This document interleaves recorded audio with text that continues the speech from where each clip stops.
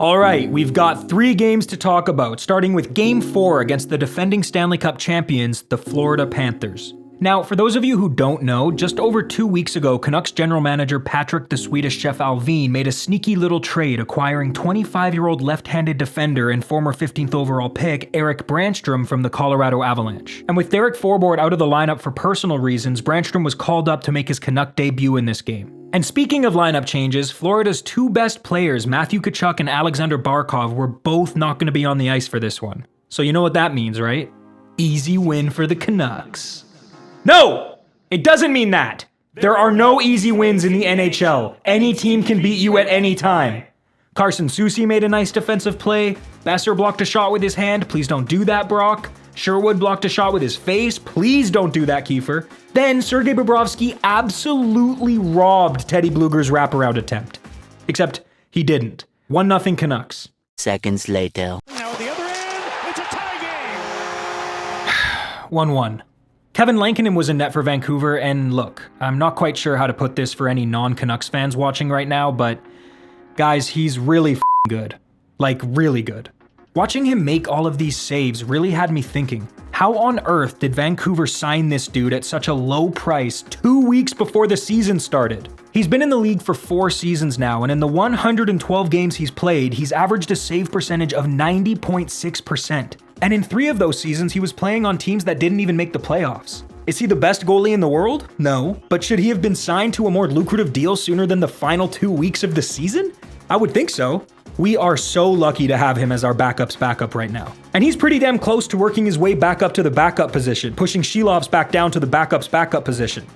Wait, what? Connor Garland continued his career-long streak of being one of the hardest working players on the ice. Here he is, forechecking hard and forcing a turnover that led to Pettersson banking one off the crossbar. Sergei Bobrovsky stopped a shot in the slot from Brock Besser. The 36-year-old netminder seems to keep getting better. Good thing Vancouver doesn't have to deal with him in the playoffs. Unless...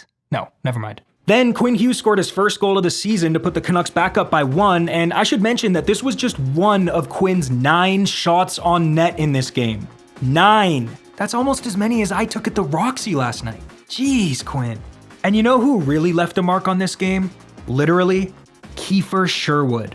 He was throwing his body around, laying big hits all game. It's too bad the Panthers players on the receiving end of these crushing blows don't live in Vancouver, because if they did, they'd have the luxury of heading over to KNEAD Massage Studio for some much needed recovery. That's right, the sponsor of today's video is KNEAD, a calm, delicate massage studio located right here in beautiful Vancouver, British Columbia.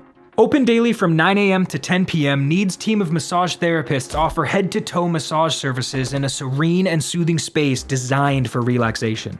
There's a reason this place was voted Vancouver's best massage therapy clinic by the Georgia Straight in 2024. And guess what? They've got a special offer just for us nuckheads. If you click the top link in the description of this video and use the code NUCK10 when booking your appointment, KNEAD will give you 10% off your foot or body massage excluding RMT services. Located at 637 East 15th Avenue, KNEAD is the place to heal, recover, and disconnect. So do yourself a favor and click the top link in the description of this video and use code NUCK10 for 10% off your foot or body massage. Anyway, at this point, Kiefer Sherwood had wormed his way so deep under Florida's skin that a simple post-whistle poke at their goalie triggered all 5 Panthers players on the ice. But as they skated toward him ready to throw hands, Teddy Bluger and Uvis Balinskis collided with each other and they ended up dropping the gloves. Which is funny because Bluger and Balinskis are 2 of only 5 Latvians currently playing in the NHL, so they probably know each other. In fact, they dapped each other up after the game, so yeah, they definitely know each other. But get this, that was the first all-Latvian fight in NHL history.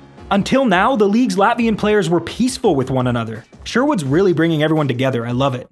Petey found Jake DeBrusk alone right in front of the net and sent a great pass over to him, but Big Bob was able to make the save. JT Miller panini'd Nico Mikkola. Sherwood blocked another shot with his face. I'm sure the Panthers bench didn't mind that. Tyler Myers wanted to see how far he could throw Carter Verhaeghe. Connor Garland blocked a shot the right way. But then Filip Hronek got called for cross-checking and the Panthers scored on the ensuing power play to make it 2-2 heading into the third. Now, this game should have been over in the third period. The Canucks had all the momentum, but they couldn't beat Bobrovsky. And for the 3rd time in just 4 games, Vancouver was headed to 3-on-3 overtime. I'm not gonna lie, I was a little nervous given how the other 2 games ended, but then this happened. With a pass to Miller. There he goes. Here he goes. Yeah, so thanks to an absolute laser from Jonathan Tanner Miller, the Canucks won their first game of the season and were all smiles heading into Game 5, already the second and final matchup against the Philadelphia Flyers. But right as the puck dropped, I'm talking less than a second into this game, JT Miller got hurt. I don't know what happened, but he went to the dressing room for 5 minutes, came back out, and didn't take a face-off for the rest of the night. It is irresponsible how much I let this team affect my well-being. If Miller's injured, I'm gonna cover myself in grease and jump down my garbage chute. Anyway, Connor Garland was one of the hardest working players on both sides of the ice again, and as usual, his work ethic was getting under the opponent's skin, resulting in occasional ruckuses. Nils Höglander showed off his skill level, knocking down a bouncing puck and deking past 2 Flyers players to set Elias Pettersson up for a chance, but he fanned on the shot. By the way, for the last couple games, Petey's been playing on a line with Höglander and Garland, and they look great together. It's no secret that Pettersson's been in a slump for a while now, dating back to last season. Whether it's injury-related or a mental thing, no one really seems to know. Either way, I think putting him on a line with the 2 hardest working offensive-minded forecheckers on the team makes a lot of sense. Big Hog and Garland will do what they do best, forecheck hard and force turnovers, and as long as Petey's doing what he does best, reading the ice and getting himself open, eventually something good is bound to come from that. Pass Pettersson to the side, Höglander scores! I told you, what a play! It all started with Connor Garland carrying the puck into the offensive zone, fending off the check of Flyers defender Jamie Drysdale to maintain possession, passing it up high to Hronek, who just chose to send it down low right back to Garland, and this is where the real gargoyle magic took place. With Drysdale on his ass and a player in the passing lane, Garland somehow found a way to deliver a perfect tape-to-tape no-look backhand pass to a wide-open Elias Pettersson, who then, instead of just shooting it blindly, used his giant-ass brain to pass it again over to a wide-open Nils Big Hog Höglander,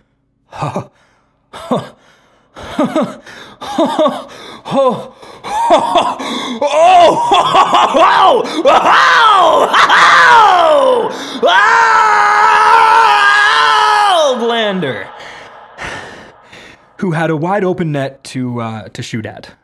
So 1-0 Canucks. The newest Canuck, Eric Brandstrom, was in the lineup for the second game in a row, and here he is sending a sweet feed across the ice for Pettersson to lean into, but Samuel Ersson slid across in time to make the save. Also, this was Tyler Myers' 1,000th game in the NHL. Take a second to let that sink in. 1,000 games. That is very impressive, especially for a defenseman. And just as it would happen in a Hollywood movie, somehow in his 1,000th game, Myers got possession of the puck in front of the Flyers' net and made a highlight reel pass through his legs right to the tape of Besser's stick, leading to Brock's 3rd goal of the season, doubling the Canucks' lead to 2-0. Pretty chaotic, eh? Smile there from Myers on the bench. Whoa! Another goal right off the draw, Kiefer Sherwood. Oh yeah, then less than a minute later, Kiefer Sherwood scored his first goal as a Canuck to make it 3-0. Speaking of Sherwood, in just 5 games, he has already catapulted his way into the hearts of nearly all Canucks fans. He's on the board with a goal now, which is great, but he's also got shades of Alex Burrows in him. He annoys the other team to no end, and I absolutely love it. And I know it's still early in the season, but he's also leading the league in hits right now. Awesome. Anyway, Kevin Lankinen was in net again for Vancouver, and actually, I think it might be best if all the non-Canucks fans watching right now plugged their ears for the next 10 seconds. Can you do that? Trust me, it's for the best. Okay, plug them now. Guys, we have another really good goalie. That's 3 now. The other teams in the league are absolutely f***ed. But be nice about it, okay? Especially to Oilers fans. They don't need to know about this. They got enough shit to deal with. Okay, you can unplug them. Yeah, so Lankinen was in net for Vancouver and, you know, whatever. He got lucky or something, I guess, because he accidentally saved all 26 shots the Flyers threw at him, even the ones that looked really hard to save. And yeah, the Canucks won their second game of the season 3-0 over the Philadelphia Flyers. If this game was a cake, it would look like this. For reference, game 1 of the season against Calgary looked like this. This game was pristine, purposeful, perfect, precise. It was a good cake, I guess. I don't really know where I'm going with that. Anyway, let's see what happened in Game 6 against Connor Bedard and the Chicago Blackhawks. The BC-born phenom's second game against the team he grew up cheering for. And it pains me to say that JT Miller was a game-time decision for this one, but thankfully he did decide to play. However, for the second game in a row, he didn't take a single face-off. That garbage chute is sounding real cozy right now. Anyway, the puck dropped and Vancouver scored. Danton Heinen potted his first goal as a Canuck just 21 seconds into the game. And it was a pretty one too. Look at the tic-tac-toe passing by Heinen, Sherwood, and Bluger here. Beautiful. 1-0 Canucks. And then JT Miller drew a penalty and scored on the ensuing power play. 2-0 Canucks. But the Blackhawks returned fire just a few minutes later. 2-1. However, 90 seconds after that, Vancouver answered right back with another goal from Danton Heinen. 3-1 Canucks. But then, just a few minutes after that, the Blackhawks scored again and cut their deficit back to just 1 goal. 3-2. But then, just a couple minutes after that, Connor Garland scored his 3rd goal of the season to put the Canucks back up by 2. 4-2 Canucks. So far, this game cake is looking messy as hell.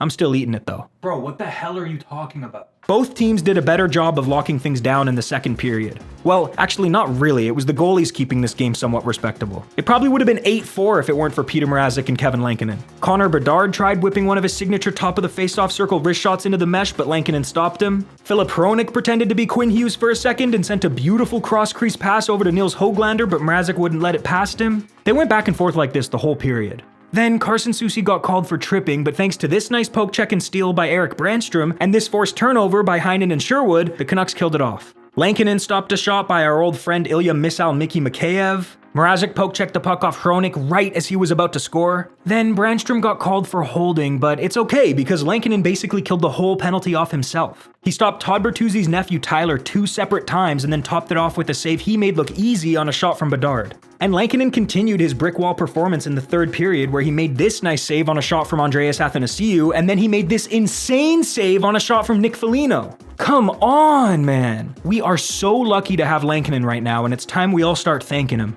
Then Jake DeBrusk got called for hooking, but thanks to this nice back check by Pettersson and Tyler Myers getting his stick in to deflect Bedard's shot out of play, the Canucks killed that one off too. And then Pettersson drew a penalty, and on the ensuing power play, Hughes, Miller, and Besser teamed up to make scoring a goal in the NHL look way too easy. I don't think that could have gone any better. 5-2 Canucks. Their wrist wasn't nice. There's a goal. 6-2 Canucks. But then, while already down a man, Hronik got called for slashing, giving Chicago a 2-man advantage, and finally, after 4 failed attempts, they scored. And it was Todd Bertuzzi's nephew who did it. 6-3 Canucks. And the Canucks won 6-3, improving their record to 3-1-2. Shout out to those of you who predicted the scores of these games correctly, y'all are geniuses. Especially Hater Gaming 92 and Bloaty Cube Music, because they guessed 2 out of the 3 games right, which is actually pretty impressive. The next 2 games are against the Pittsburgh Penguins and the Carolina Hurricanes, so drop your predictions for those ones in the comments below. If you get it right, I'll shout you out in the next video, but please make sure you format your comment like this so I can find it. Also, don't edit your comment either. If you do, I'm just gonna assume you went back and put the real score in after the game, so don't do that, okay? Please. Anyway, thank you to these wonderful nuckheads for clicking the join button and becoming a member of the channel. It helps support what I do and I really appreciate it. And thank you to KNEAD for sponsoring this video as well. I'd really love to continue supporting local businesses, so I've put a link to a Google form in the description of this video for any BC businesses that are interested. Anyway, thank you for watching. I'll see you all in a few days. Bye.